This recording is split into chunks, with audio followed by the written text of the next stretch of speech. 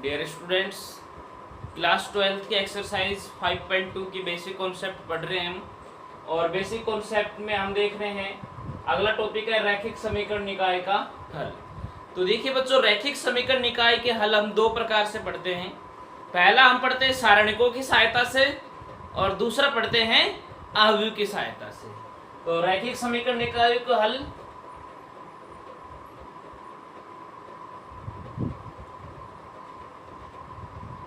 रैखिक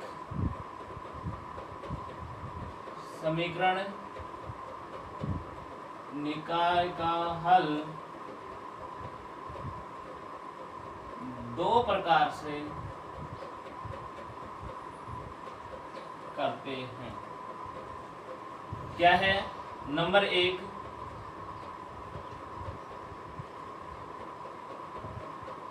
सारणिकों की सहायता से, जिसे हम क्या बोलते हैं? क्रेमर नियम से। यह याद रखना, क्रेमर नियम से। और दूसरा हम पढ़ते हैं आव्यूह की सहायता से। तो दो प्रकार हो गए रैखिक समीकरण निकायों के। नंबर एक, सारणिकों की सहायता से। नंबर दो, आव्यूह की सहायता से। और अब पढ़ते हैं नंबर एक, सारणिकों की सहायता से।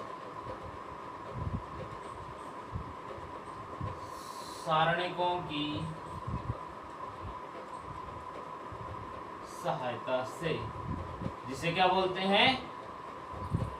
क्रेमर नियम से। क्रेमर नियम से। और इसमें भी नंबर एक टॉपिक डालते हैं। देखिए क्रेमर नियम देखो दो प्रकार के होंगे।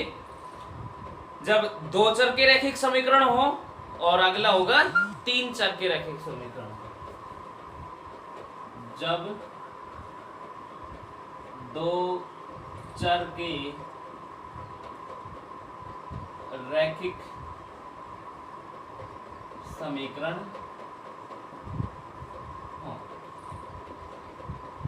दो चर के रैखिक समीकरण। दो चर के रैखिक समीकरण का मतलब है जिसमें वेरिएबल क्या चलना चाहिए? x और y, केवल दो ही चलने चाहिए। तो उनके कैसे कंडीशंस होती हैं? देखिए दो चर के रैखिक समीकरण जिसमें मान लिया क्या है? x a1x plus b1y plus c1 या इक्वल टू c1 और a2x प्लस b2y बराबर में c2। इस प्रकार से ये अपने पास में कोई दो चर के रैखिक समीकरण है।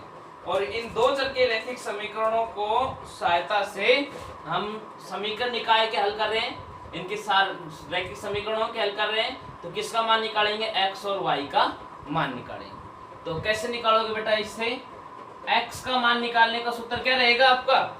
x का मान निकालने का सूत्र रहेगा del 1 अपॉन del, और y का मान निकालने का सूत्र क्या रहेगा? del 2 upon del। ठीक है, ये हो गया अपने पास समीकरण नंबर एक। ये हो गया समीकरण नंबर दो। इन दोनों समीकरणों की सहायता से अपने x का मान निकालने के लिए सूत्र क्या पढ़ेंगे? del 1 अपॉन del, और y का निकालने के लिए क्या पढ़ेंगे? del 2 upon del। अब यहाँ पर ये del 1 ये क्या होते हैं? तो इनके बारे में पढ़ लीजिए कि यहाँ पर del क्या होता है बेटा? del का मान कैसे निकालोगे? del का मान निकालेंगे हम शुरुआत से देखेंगे कि del क्या होगा।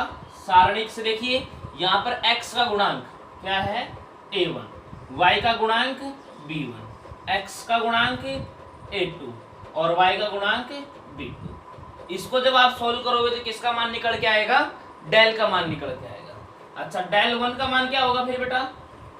del 1 का मतलब, अब del 1 निकाल रहे ना तो इसको हटा दीजिए आप यहां से।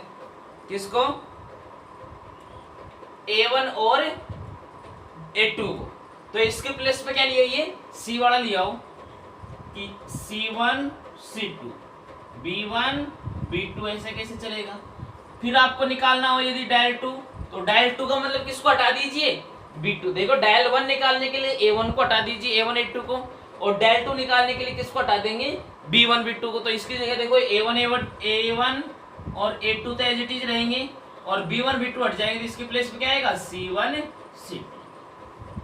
तो यहाँ इसको सोल्व करेंगे डायल का मान आ जाएगा, इसको सोल्व करेंगे डायल 1 आ जाएगा, इसको सोल्व करेंगे तो डायल 2 का मान आ जाएगा।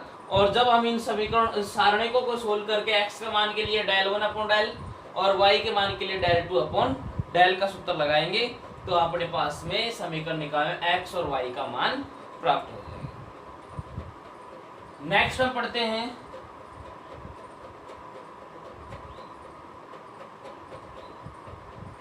तीन चर के रैखिक समीकरण के लिए। तीन चर का रैखिक समीकरण मतलब उसमें तीन चर होने चाहिए। क्या क्या चर होंगे, जैसे x है, y है, z है, इस प्रकार से तीन चर हों तो हम उस रैखिक समीकरण का निकाय हम किस रूप से निकालेंगे। तो तीन चर का मतलब क्या हो गया, a1x plus b1y plus c1z equal to d1, समीकरण नंबर 1।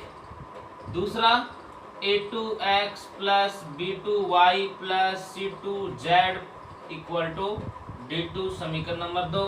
और a3x plus b3y plus c3z equal to d3, ये हो गया समीकरण नंबर 3। तो इस प्रकार से तीन समीकरण होंगे, तीन ही चर होंगे, क्या क्या, x y z x y z x y z।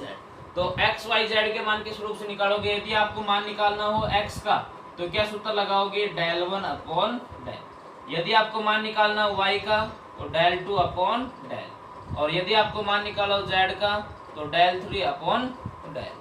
x के लिए डायल 1 अपॉन डायल, y के लिए डायल 2 अपॉन डायल, और z के लिए डायल 3 अपॉन डायल। और यहाँ पर ये डायल और ये क्या होते हैं बेटा, डायल का मान क्या होगा, डायल का होगा ये, यहां से लग जाओ, a1 b1 c1 a2 b2 c2 a3 b3 c3, ये किसका मान होगा, डायल का। तो डायल 1 क्या होगा बेटा, डायल 1 का मतलब इसको a1 b1 c1 को हटा दीजिए, प्रतिस्थापन कर दीजिए। और प्रतिस्थापन करने के लिए देखो डायल 1 निकालने के लिए c1 c2 ये आगे वाला ले आया था ना, उसी प्रकार से डायल 1 निकालने के लिए a1 a2 a3 को हटाऊंगा, क्या ले आऊंगा, आगे वाला क्या है, d1 d2 d3।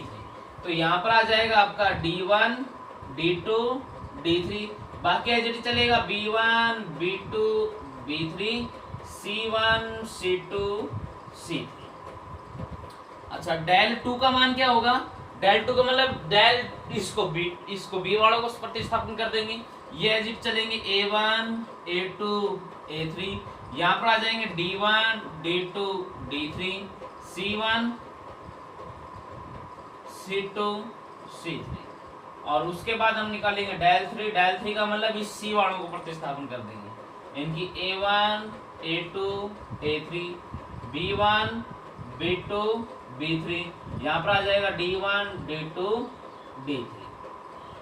तो डायल 1 डायल 2 डायल 3 इनके मान हम निकाल लेंगे और यहाँ पर पुट कर देंगे, तो किसके मान निकल के आ जाएंगे, x y और z के मान निकल के आ जाएंगे। ओके बच्चों, यही इसकी कंडीशंस होती हैं। देखिए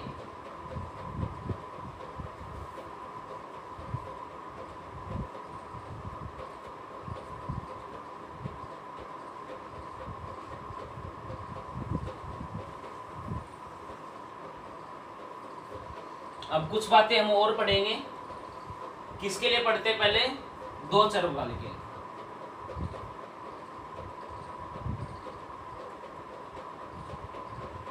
कुछ नियम पढ़ते हैं, और पहले किसके लिए पढ़ते हैं, दो चर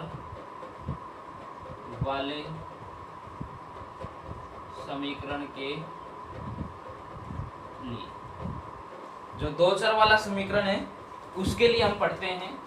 और सबसे पहला नियम क्या पढ़ेंगे, कि A1 अपॉन A2 ये नॉट इक्वल हो किसके, B1 अपॉन B2। तो क्या होगा,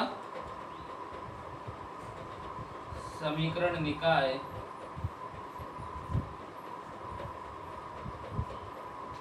का हल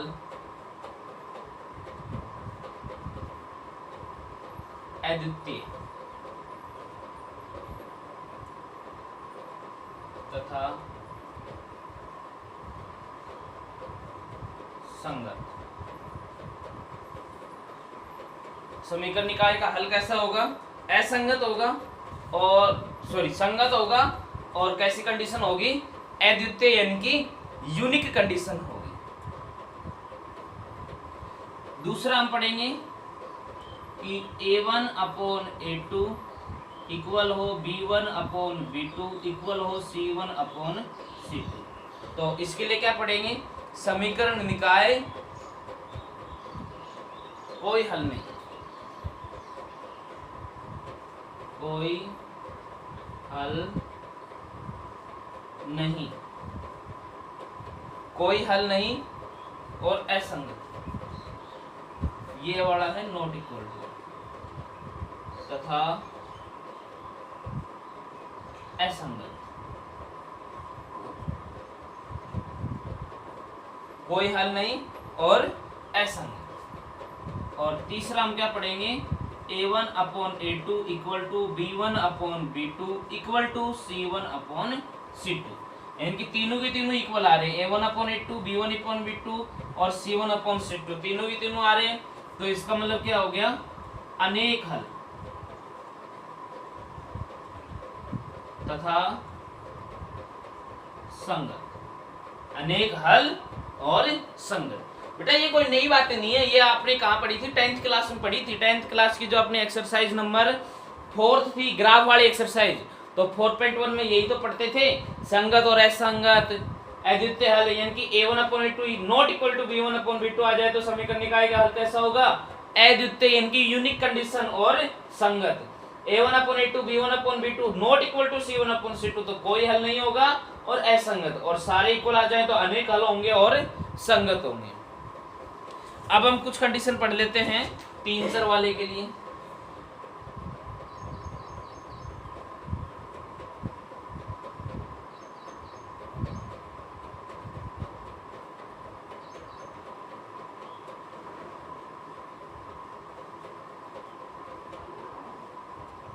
तीन चर वाले रैखिक समीकरण के लिए, और 3 चर वाले रैखिक समीकरण के लिए जो सबसे फर्स्ट कंडीशन होगी तो वो होगा कि डेल का मान कैसा आ जाए, नॉट इक्वल टू 0। तो समीकरण निकाय कैसा होगा, अद्वितीय।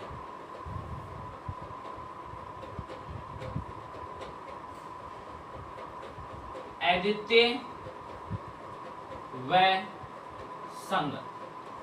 यानी जो ये डेल निकालते हैं ना, डेल का मान कैसा आ जाए, 0 के इक्वल नहीं आए तो उसे हम बोलेंगे अद्वितीय तथा संगत निकाय।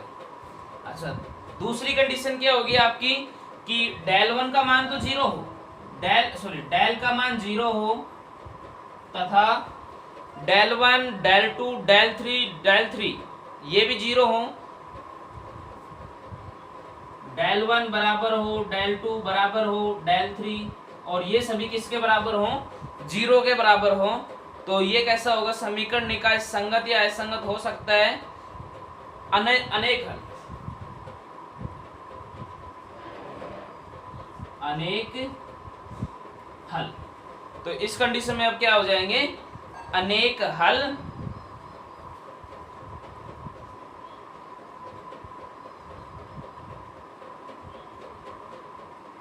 व संगत। अनेक हल व संगत। और नेक्स्ट आ जाए नंबर 3।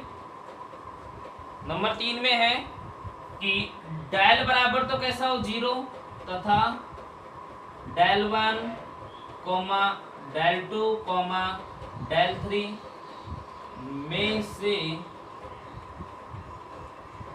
कोई शून्य हो। तो इनकी इनमें से जरूर नहीं सारे शून्य हो, कोई एक शून्य हो बाकी शून्य न हो तो क्या हो जाएगा, असंगत। तो कोई हल नहीं वह असंगत। धन्यवाद।